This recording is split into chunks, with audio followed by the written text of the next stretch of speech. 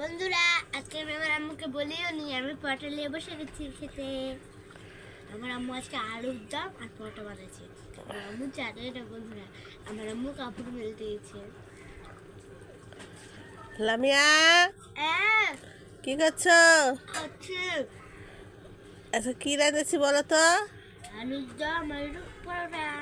এই জন্য তুমি খেতে বসে গেছো আমাকে না বলে? হ্যাঁ, রাগ করেছ? রাগ করবো কেন? তুমি খালেই তো আমি খুশি।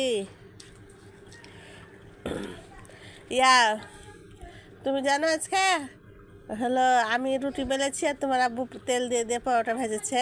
তাই হ্যাঁ, সুন্দর হয়েছে শাকাটা। তুমি তো একটু দেরি করে উঠলা, তোমার আব্বুর সাথে দেখাই হলো না। হোটেলের মতো ভাজেছ। ওই যে ইয়া তেল দিয়ে দিয়ে ভিতরে একটু করে তেল দিয়েছি, দিয়ে দিয়ে বেলেছি, যে ওই জন্য ওরকম সুন্দর হয়েছে।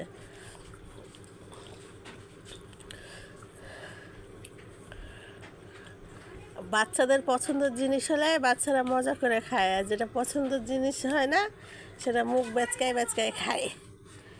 আপনারা আপনাদের বাচ্চাদের পছন্দের খাবার রান্না করে দিবেন, বাচ্চারা মজা করে করে খাবে, বাচ্চারা খুশি থাকলে আমরা খুশি। আসসালামু আলাইকুম, আল্লাহ হাফেজ, ভালো থাকেন, সুস্থ থাকেন।